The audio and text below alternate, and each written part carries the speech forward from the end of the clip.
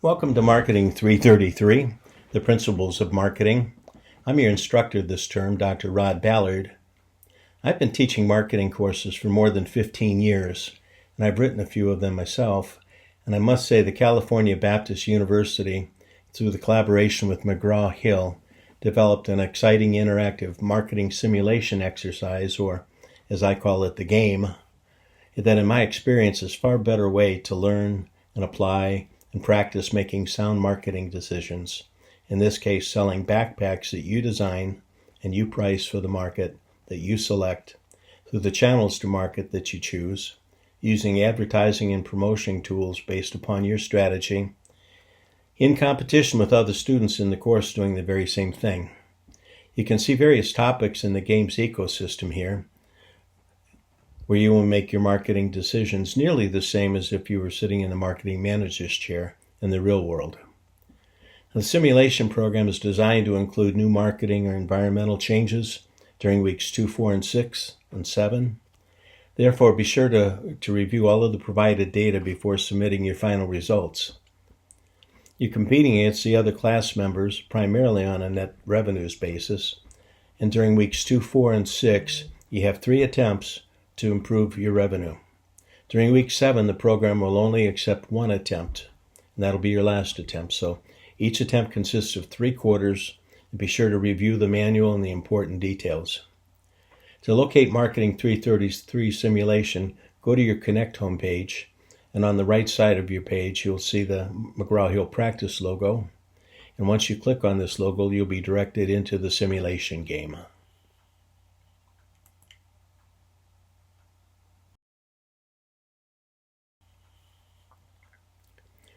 There is one practice turn in Connect, and that I encourage you to spend some time with this week. It will be followed by 4 actual turns, and with each turn and each decision that you make, there will be a correlating effect on the company's performance metrics presented to you in several locations. First, in each center, that is a product, price, markets, competitors, promotions, and place centers. The towering skyscraper in the center of the page is the corporate headquarters, where you find even more performance data. Finally, there will be drop-down menus along the way in the centers and on most pages. Through this cause and effect, or trial and error, you'll be making decisions according to the strategy that you develop in the respective centers, and the performance metrics adjust accordingly based upon your selections. Eventually, you'll submit the completed turn, or final answer, so to speak, for that particular round of decisions.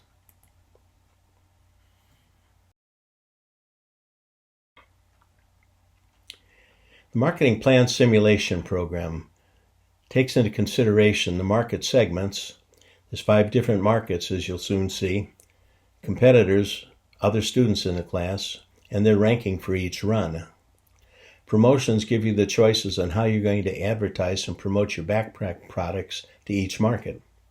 Place is the where aspect of your marketing plan, so you'll sell the product online or through distribution, maybe specialty shops, maybe the campus bookstore. And price is important to some markets, and incidental consideration to other markets. Each run you'll make decisions that lead to the price of your backpack. And each week, students are encouraged to conduct the needed research and practice implementing specific marketing strategies into the Marketing Plan Simulation Program. Students will have several attempts to perfect their strategies and to maximize profits, market share, distribution, and promotional strategies. Final submissions for grading purposes are due during weeks 2, 4, 6, and 7. Be careful with the end of the Turn tab at the bottom right. Once you press that button, the round is over. And finally, the critical assignment for this course is created from each of the 4 runs that you're developing in PowerPoint, and you'll develop a PowerPoint and detail your decisions and what worked and what didn't and what you tried and what you would do over. You're going to tell the story, but you're also going to need some graphics to go along with it. So as you go along in the simulation exercise, be sure to take some screenshots of results or your decisions and what your strategies were so that you can include them in your critical assignment.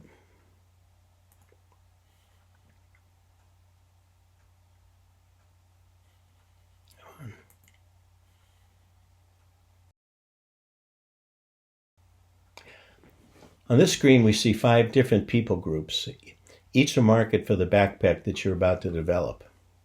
Consumers in each market have different needs for a backpack and different price expectations, what they can afford to pay for the product.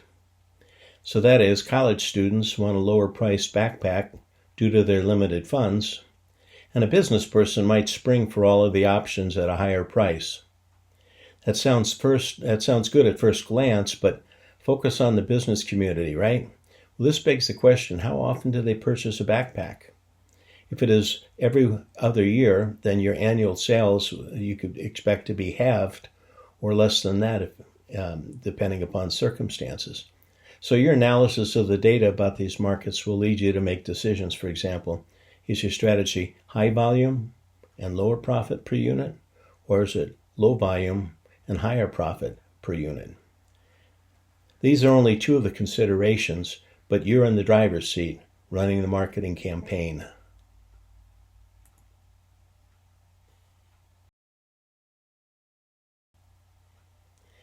You can pause the video when you would like to look further at whatever slide is shown here, and you can rewatch this video throughout the term. I'll leave it up. And of course, there's a plethora of helpful information that I encourage you to dig into. About this slide, here is what you see when you select a market, and in this case, it's the urban commuters. You will see market data in the rectangle to the right of the market, of the slide that is, as you can see here. This gives you vital information about this particular people group. Remember, as in the real world, you're in competition with the other companies that sell backpacks to the same markets. Which company will capture the greatest market share? Who will be the most profitable? The red arrow takes you to the leaderboard and to a variety of reports where you can drill down on various data and that will help you make informed decisions in the days ahead.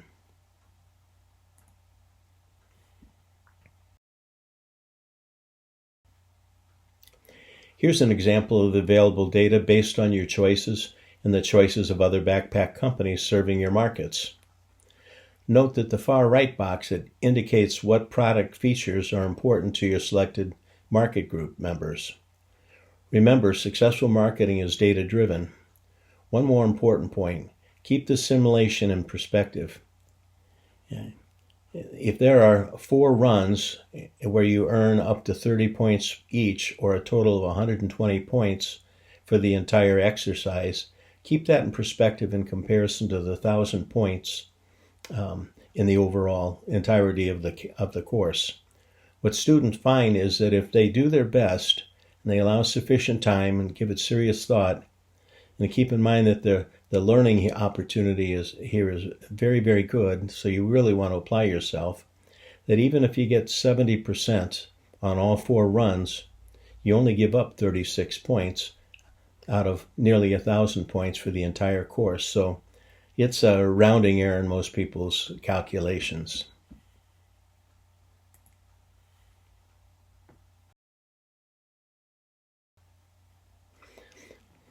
Here's a glance at some data that you'll find to familiarize yourself with various drop-down menus in the target market center, in the reports, and in other areas that you'll easily discover.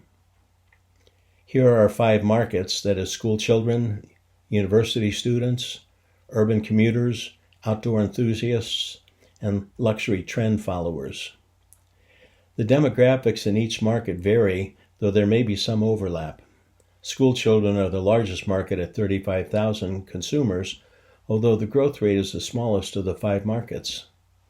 So what will your strategy be?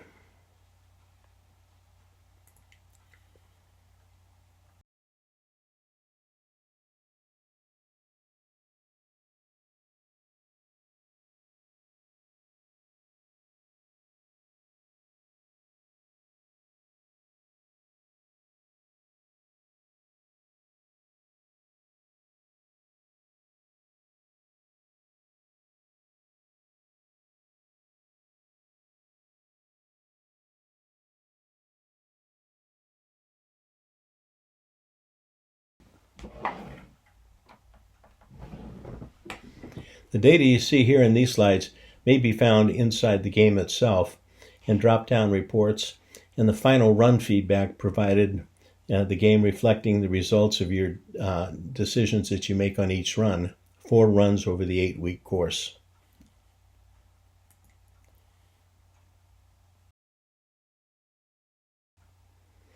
And yet here's another screenshot of data provided within the simulation game, this time showing backpack features and their costs, and what features are preferred by consumers in your chosen market group. Again, note the drop-down tabs with additional data to be reviewed.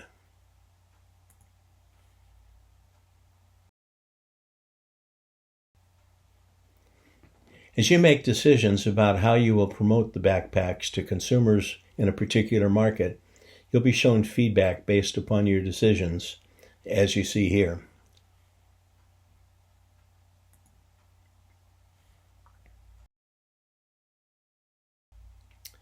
And here are a few of the kinds of promotional efforts you may make: radio and television, other media, online, print magazines and newspapers, social media, digital roadside signage, and the good old 2 cans and a string.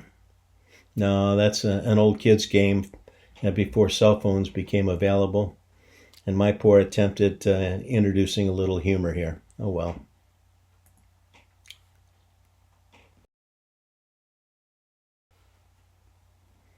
As you make choices as to what media you'll employ, the reports shown above the blue arrow provide you the additional feedback that you're looking for. Take the time to analyze all of the provided data after each choice that you make. This is how you improve your performance as you go along.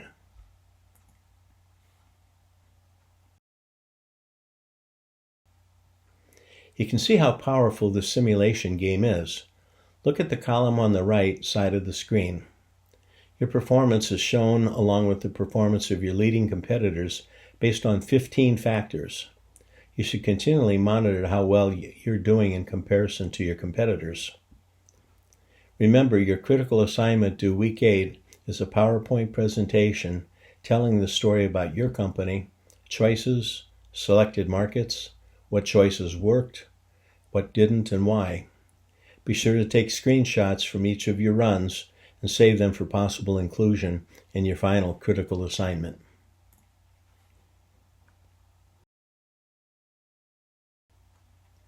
Here's an at-a-glance report showing how the leading 6 companies are doing.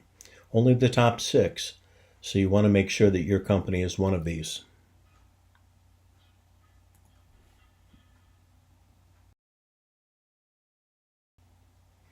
By now you have the gist of the simulation game. By the way, be sure to read the instructions and all of the helpful information provided by McGraw-Hill Connect about the simulation.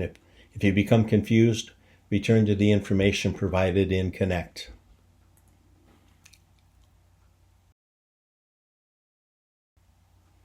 Consumers in your chosen target markets will purchase your backpack products somewhere, right? Think of this as the channel to market. Do you store finished goods in a warehouse that feeds a retail store? Do you sell online through Amazon or in the student bookstore? Each component in the channel to market adds to the price consumers will pay for your product or not. You'll need to minimize the cost to increase the revenue and to earn healthy profit margins to wind up on the leaderboard.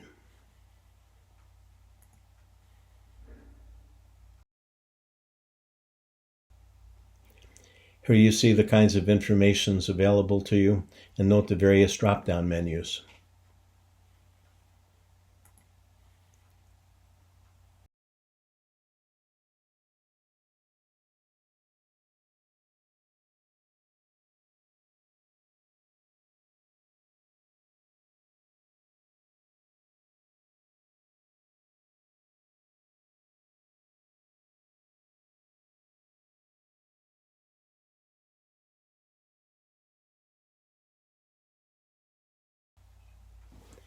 You want to revisit this section too of the game, so as you review the product choices and channel to market and the promotions that you'll use, all adding cost to the final product of the backpack.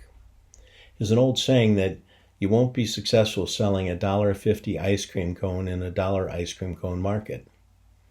Would your consumers in your target market spring for the additional costs of your backpack over other backpack products in the stores?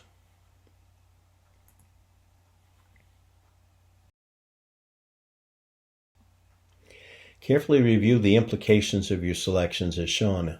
For example, in this graphic, the arrows direct you to the important sources of information. And by the way, you'll double-check all of your choices before you end your run. Once you've ended the run, you can't return to it.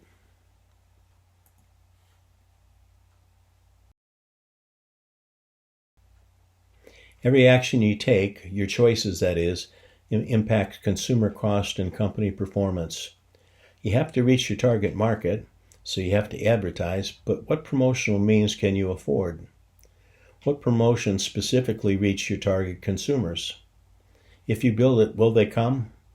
From the Field of Dreams movie comes to mind. And Field of Nightmares can be just as easily the result of what is referred to as the ugly inventory. Product on the shelves that is not moving. It's not uncommon for inventory cost to be 1.5% per month, and it doesn't take long before product margins are eroded by ugly inventory. So make the decisions that a product is going to turn. Make sure that that product is designed so it turns multiple times per year.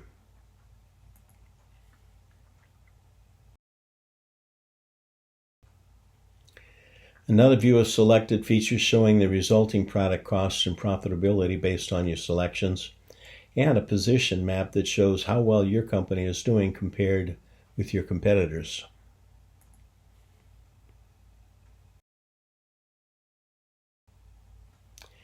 Remember to review the results of your choices again and again. The cost of goods sold in this case is selected from the column on the right, as you can see here. Is your product competitively priced? Has market level pricing changed due to the competitors lowering their price?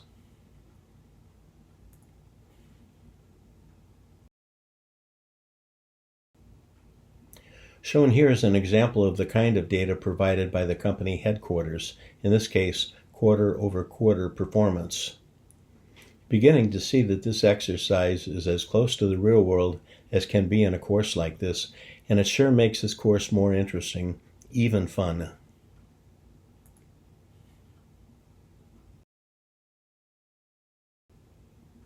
One more example of the kind of information provided by headquarters that you'll review before and after you make your decisions.